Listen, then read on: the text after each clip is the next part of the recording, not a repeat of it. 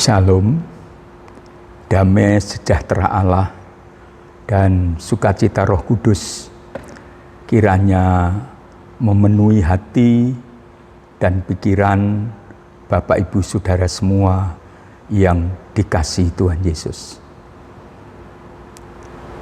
Mari kita siapkan hati untuk menyambut kebenaran firman yang menjadi landasan sekaligus petunjuk arah pedoman bagaimana seharusnya kita berdoa di dalam ibadah doa malam hari ini. Sehati mari kita berdoa. Bapa di surga, dalam nama Tuhan Yesus kami bersyukur untuk kesempatan ini. Segenap jemaat-Mu di rumahnya masing-masing, setiap keluarga sehati sepikir dalam satu roh untuk menyembah Bapa dan mengajukan permohonan-permohonan serta mengadukan setiap persoalan yang dihadapi dalam doa kepadamu. Dan karenanya Bapa di surga, urapi hamba-Mu, urapi kami semua, agar pemberitaan firman Allah ini selain menguatkan iman, meneguhkan pengharapan kami, dan menyalakan kasih kami, juga firman ini menjadi landasan dan petunjuk bagaimana seharusnya kami berdoa agar doa kami berkenan kepada Bapa dan dikabulkan.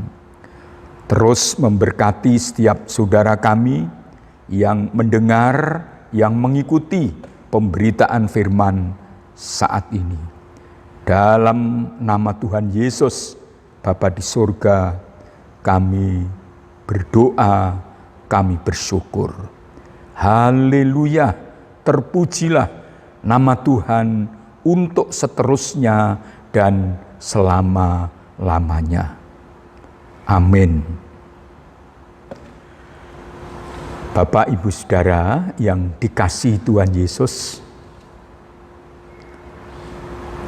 sudah cukup lama pandemi ini sekonyong-konyong datang dan mengguncang perahu kehidupan kita, bahkan negara. Beban ini menjadi begitu berat, karena jikalau kesukaran datang, persoalan dihadapi, kita masih dengan leluasa dan nyaman beribadah bersama, beban menjadi terasa ringan. Tetapi saudara, sudah hampir 5 bulan ini, kita masih belum bisa beribadah bersama di gereja. Bukan karena dilarang oleh pemerintah, tetapi demi menjaga keselamatan diri kita, orang-orang yang kita kasih, lingkungan, dan masyarakat, bahkan bangsa kita. Sebab dengan kita beribadah bersama-sama di gereja, membentuk suatu kerumunan yang besar, potensi tertular dan menularkan itu menjadi besar. Nah, Bapak Ibu Saudara, kalau beban hidup kita itu menjadi terasa sangat berat, apa yang harus kita lakukan? Saat ini saya hendak memberitakan firman Allah dengan tema tetap taat, sekalipun hidup sangatlah berat. Tetap taat sekalipun hidup ini sangat berat. Kesulitan, permasalahan, apapun yang Bapak Ibu Saudara alami baik secara umum maupun orang per orang, keluarga demi keluarga. Di dalam kitab Ibrani pasal 5 ayat 8 dan 9, demikian firman Allah, Yesus adalah anak Allah, tetapi meskipun begitu, maksudnya meskipun Yesus adalah anak Allah, itu berarti Allah sendiri yang telah menjelma menjadi manusia. Ia belajar menjadi taat melalui penderitaannya. Maka sesudah ia dijadikan penyelamat yang sempurna, ia menjadi sumber keselamatan yang kekal bagi semua orang yang taat kepadanya. Firman Allah ini sekali lagi mengingatkan bahwa meskipun Yesus adalah anak Allah, tetapi ketika ia harus menderita, bahkan sampai mati di atas kayu salib, Yesus belajar taat atau tetap taat, patuh menurut kepada kehendak Bapanya. Dan karena kerelaannya ini, oleh ketaatannya menderita sampai mati, bahkan mati di atas kayu salib. Sebabnya maka Yesus menjadi sumber keselamatan kekal. Nah saudara-saudara, karenanya maka Tuhan Yesus juga saat ini, sebagaimana dahulu kepada baik para muridnya maupun orang-orang banyak yang mendengar pengajarannya, dalam Injil Matius pasal 11 ayat 29 dan 30, kesimpulannya adalah, belajarlah padaku, karena aku lemah lembut dan rendah hati. Bagaimana kita bisa tetap taat ketika kesukaran demi kesukaran melanda kita? Ketika pandemi ini begitu terasa berat tekanannya kepada kita dalam semua aspek kehidupan, maka kita perlu belajar kepada Tuhan Yesus, Guru Agung kita, teladan sempurna untuk kita semuanya. Meskipun ia menderita, surat Ibrani tadi mengatakan ia belajar taat atau tetap taat. Ada sekurangnya 3 contoh di Alkitab bagaimana Yesus tetap taat meskipun sungguh hidupnya begitu berat. Dalam Injil Matius pasal 4 ayat 1-11, dalam awal pelayanannya, Yesus di padang gurun dicobai oleh iblis dengan berbagai macam cara, menyerang baik tubuh, jiwa, dan rohnya. Tetapi Yesus tetap taat kepada Bapanya yang di surga. Setelah Tuhan Yesus menyatakan diri di depan umum, melayani orang banyak, mengajar, dan melakukan berbagai macam mukjizat, kemanapun Yesus pergi, dan dimanapun ia ada, maka orang banyak itu mulai berpendapat bahwa inilah Mesias yang dijanjikan. Sebetulnya itu benar, karena Yesus adalah Mesias yang dijanjikan. Hanya orang-orang Yahudi menerima itu dalam konsep Yahudi mereka. Seorang Mesias itu adalah seorang penyelamat yang menyelamatkan bangsa itu dari penjajahan. Karenanya dalam Injil Yohanes pasal 6 ayat 15, orang banyak itu berbondong-bondong secara aklamasi mendaulat Yesus untuk menjadi raja. Ini cobaan, ini godaan yang tidak kalah beratnya dengan penderitaan yang lain. Seolah hendak ditinggikan, hendak dijadikan orang nomor satu untuk orang Yahudi. Tetapi Yesus tetap taat pada kehendak dan rancangan Bapanya. Ia datang untuk mencari dan menyelamatkan orang sesat. Jauh sebelumnya sudah di sana ditetapkan bahwa cara juru selamat Mesias ini menyelamatkan manusia bukan dengan cara lain, tetapi dengan menderita sampai mati seperti seekor domba yang dikorbankan. Itu sebabnya Yesus menolak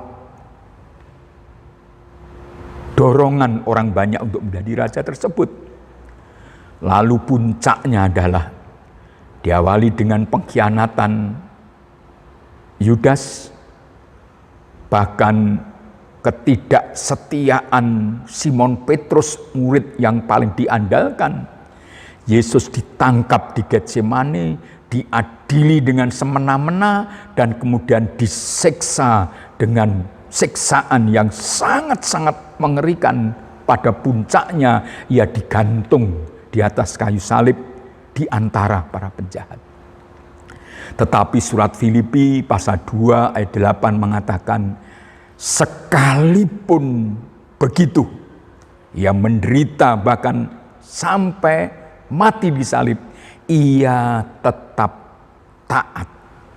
Inilah sebabnya saudara, maka kita harus selalu memandang pada Tuhan Yesus.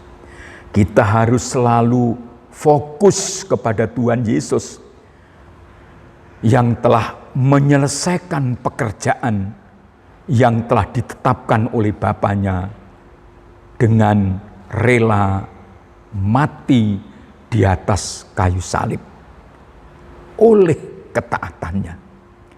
Nah, untuk kita sekarang, kita harus tetap taat. Dalam hal apa? Saya hanya hendak mengajak Bapak Ibu melihat dua hal. Dalam kondisi kejadian luar biasa pandemi ini, kita harus tetap taat kepada Tuhan sekalipun menderita. Yang pertama, dan ini juga menjadi yang terutama sesungguhnya, adalah tetap taat, tetap setia dalam iman. Tuhan Yesus ketika mulai menjelaskan tentang akhir zaman dengan berbagai macam tandanya, mengingatkan bahwa tetapi orang yang bertahan sampai akhir akan diselamatkan. Bertahan sampai akhir artinya setia sampai mati. Orang yang dapat setia sampai mati artinya orang itu tetap taat kepada Tuhan. Dalam kitab Wahyu pasal 14, ketika Roh Kudus menjelaskan kepada Rasul Yohanes di Pulau Patmos tentang keadaan-keadaan di akhir zaman, tentang saat-saat penghakiman yang tiba, di mana penderitaan itu terjadi di mana-mana, maka diingatkan demikian dalam kitab Wahyu pasal 14 ayat 12. Yang penting di sini ialah ketekunan orang-orang kudus yang menuruti perintah Allah dan iman kepada Yesus. Jadi ketika kesengsaraan datang, ketika kesulitan dihadapi, maka yang penting adalah kita tetap tekun. Tekun dalam hal apa? Dalam hal menuruti atau mentaati perintah Allah. Itu artinya tetap taat sekalipun hidup begitu berat, dan juga tekun dalam iman kepada Tuhan Yesus. Yang beberapa waktu lalu kami juga sampaikan, diambil dari Ibrani pasal 10. Apapun yang terjadi, jangan sampai kita meninggalkan Tuhan, mengundurkan diri dari persekutuan orang-orang percaya, membelakangi atau nyingkur Tuhan. Itulah sejatinya ketaatan. Oleh ketaatan seperti ini, maka seperti dalam perumpamaan tentang orang bodoh dan orang bijak yang membangun rumah, sekalipun rumah diterjang oleh hujan, oleh angin, tofan, oleh banjir, rumah itu akan tetap kokoh jikalau kita mendengar firman Allah dan melakukannya atau taat. Dalam berbagai kesukaran sekarang ini yang memang begitu berat, tidak hanya mengancam jiwa karena virus corona ini nyata, bukan seperti kata orang sekedar hoax, sekedar konspirasi, tidak saudara. Virus corona ini nyata dan sangat berbahaya. Korban-korban terus berjatuhan. Karenanya kita harus tetap kuat dalam iman. Untuk itu kita harus tetap taat kepada Tuhan. Orang yang taat kepada Tuhan pasti tunduk kepada pemerintah. Apalagi pemerintah telah menetapkan untuk kebaikan kita. Protokol kesehatan bukan untuk mengekang. Protokol kesehatan adalah kebijakan yang harus secara bersama-sama kita lakukan, menjadi semacam gerakan di semua lini masyarakat untuk melawan corona ini. Tetap taat kepada firman Allah. Dan itu kita tunjukkan dengan tunduk kepada pemerintah.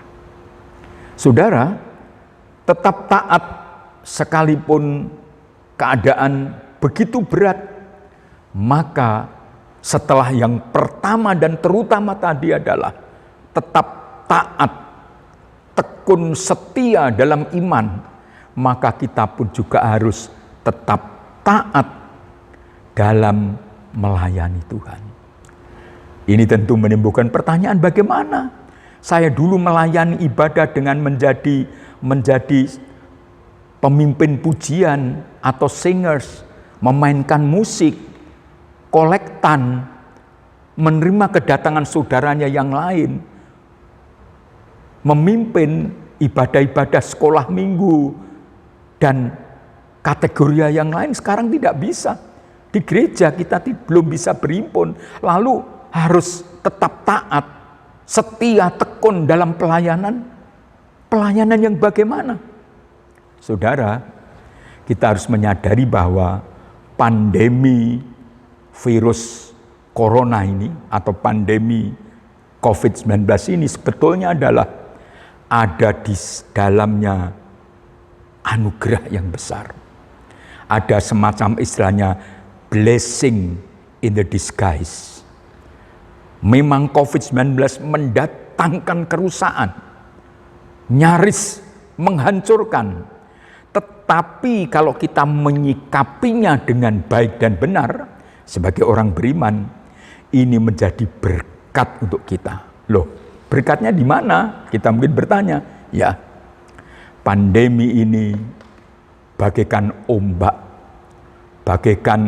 bagaikan deru angin kencang. Ombak itu akan bisa kita ikuti supaya perahu bisa berjalan. deru angin kencang itu bisa dipakai layang-layang untuk bisa terbang tinggi. Untuk kita apa? Pandemi ini menjadi masa perubahan dan sekaligus pertobatan. Perubahan apa, saudara? Kita harus lebih mandiri dalam iman. Kita harus lebih mandiri dalam melakukan perintah Allah, termasuk dalam doa, dalam ibadah, dalam mengatasi berbagai macam pergumulan. Kita juga harus mengubah kebiasaan. Memang itu dulu tidak pernah kita lakukan, tetapi dalam kebiasaan yang baru kita harus mengubah sikap, mengubah cara kita berpikir. Yang dulu dianggap tidak lazim, justru sekarang inilah yang dianjurkan. Perubahan hidup.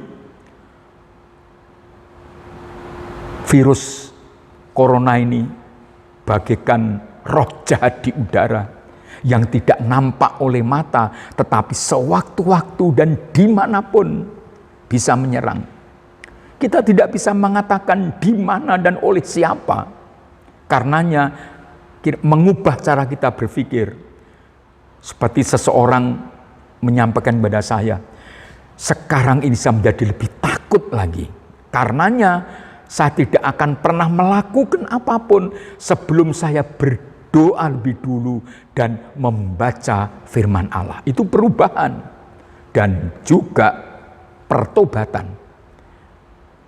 Sekarang ini siapapun sewaktu-waktu bisa terancam dan ujungnya adalah maut. Kita tidak bisa berkata, oh nanti setelah usia sekian, tidak.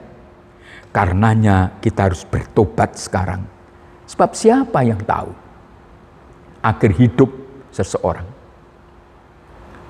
Sebab itu pandemi ini menjadi masa perubahan sekaligus masa pertobatan. Untuk itu tidak datang dengan sendirinya. Disinilah tetap taat dalam pelayanan.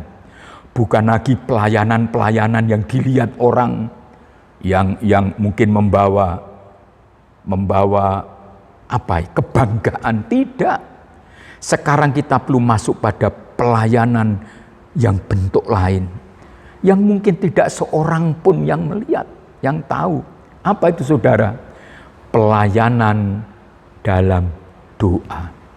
Dalam kitab Nabi Yesaya, pasal yang ke-62, ayat yang ke-6 dan ke-7, demikian firman Allah. Di atas tembok-tembokmu, hai Yerusalem, telah kutempatkan pengintai-pengintai. Sepanjang hari dan sepanjang malam, mereka tidak akan pernah berdiam diri.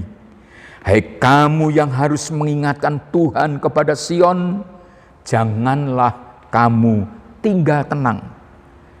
Dan janganlah biarkan dia tinggal tenang, sampai ia, Tuhan Allah, menegakkan Yerusalem, dan sampai ia membuatnya menjadi kemasyhuran di bumi. Tetap taat dalam melayani Tuhan. Di bidang apa sekarang ini? Berdoa. Saya dan saudara seperti pengintai-pengintai yang ditempatkan oleh Allah di atas tembok-tembok Yerusalem. Yerusalem ini ada keluarga kita, istri, anak, suami, seisi rumah kita, lingkungan kita, masyarakat di sekeliling kita, kota kita dan negeri kita ini. Orang beriman ditempatkan oleh Allah di atas tembok untuk apa? Mengingatkan Tuhan, itu artinya berdoa. Supaya apa? Yerusalem menjadi kemasyhuran bagi bumi. Kota kita, keluarga kita dalam keadaan yang aman dan nyaman. Dalam kitab Yeremia pasal 29 ayat yang ke-7 demikian. Usahakanlah kesejahteraan kota kemana kamu aku buang, dan berdoalah untuk kota itu kepada Tuhan, Sebab kesejahteraannya adalah kesejahteraanmu. Firman ini kepada umat Allah yang ketika itu di pembuangan, bahwa sekalipun mereka berada di pembuangan dan sengsara sebagai tawanan, tapi Allah berfirman, berdoalah untuk kota itu. Apalagi kita, saudara, kita tinggal di kota kita sendiri, berada di lingkungan keluarga yang kita cintai dan mencintai kita, maka jangan tinggal diam. Berdoalah untuk kesejahteraan keluargamu, rumah tanggamu, lingkunganmu, sesama jemaat di mana kita beribadah, dan kota serta seluruh negeri. Mengapa Allah berjanji dalam Yeremia pasal 33 ayat 6 dan 7, sesungguhnya aku akan mendatangkan kepada mereka kesehatan dan kesembuhan. Luar biasa, saudara. Kalau kita seperti pengintai berdoa, seperti penjaga berdoa, memohonkan kesejahteraan dan keselamatan kota dan keluarga, negeri dan bangsa kita, Allah akan mendatangkan kesehatan dan kesembuhan. Sedahsyat apapun virus corona ini, tidak sukar bagi Allah untuk bertindak, memberikan kesehatan, kesembuhan kepada kita. Ayat 6 selanjutnya, dan aku akan menyembuhkan mereka yang sakit, akan disembuhkan Tuhan, dan akan menyingkapkan kepada mereka kesejahteraan dan keamanan yang berlimpah-limpah. Ayat 7, aku akan memulihkan keadaan Yehuda dan Israel, akan memulihkan keadaan keluarga kita, kota kita, bangsa dan negeri kita, dan akan membangun mereka seperti dahulu. Karenanya saudara, tetap taat sekalipun hidup terasa berat, tidak lain adalah tetap tekun setia mengiring Yesus dan dalam iman, dan berdoa untuk keluarga, untuk kota, untuk negeri dan bangsa kita. Sekaranglah waktunya kita akan berdoa. Mengapa kita masih harus ibadah doa? Baik yang melalui persekutuan, mungkin melalui cara yang lain, atau seperti kita sekarang ini di rumah masing-masing. Karena inilah yang dikehendaki Allah untuk kita. Berdoa. Itu sebabnya maka nanti kita pun juga akan berdoa itu. Ada beberapa pokok doa yang mesti bersama-sama kita akan doakan pada malam ini. Seperti saudara bisa baca, bisa lihat, terpampang di layar di depan saudara. Kita berdoa untuk saudara kita yang sakit, dan untuk pergumulan keluarga masing-masing, pekerjaan, dan tentu pendidikan putra-putri dan cucu kita. Kita berdoa untuk ibadah perjamuan kudus besok Minggu secara online.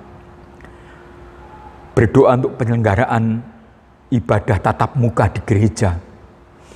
Sudah cukup lama kita tidak beribadah bersama.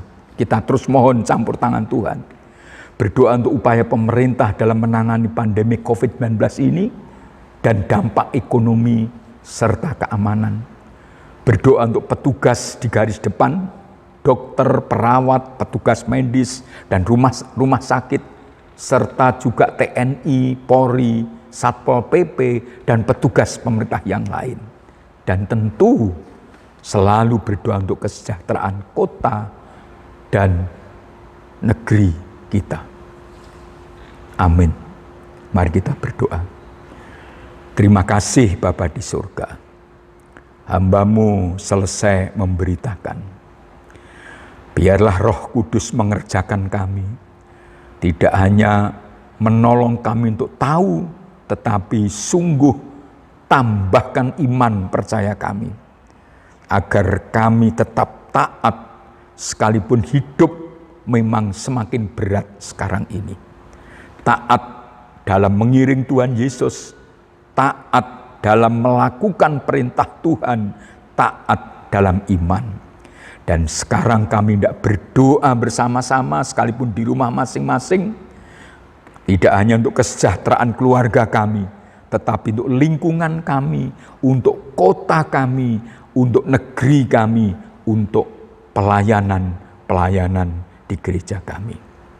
Dalam nama Tuhan Yesus, kiranya Roh-Mu bekerja leluasa dalam ibadah doa malam ini. Dalam nama Tuhan Yesus, jikalau nanti kami selesai ibadah ini, hendak beristirahat, Tuhan mencurahkan berkat. Bapak Ibu Saudara, arahkan hati dan pikiran saudara kepada Kristus di surga, dan saudara bisa mengangkat atau menadahkan tanganmu menerima berkat. Dalam nama Allah Bapa, Allah Putra dan Allah Roh Kudus, turun melimpah atas saudara semua berkat dan pemeliharaan Bapa yang ajaib.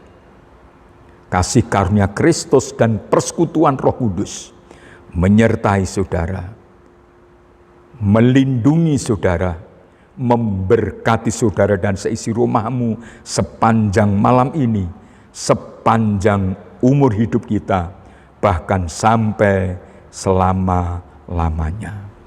Dalam nama Tuhan Yesus Kristus, Bapa di surga, kami berdoa dan bersyukur. Bersama kita katakan, amin.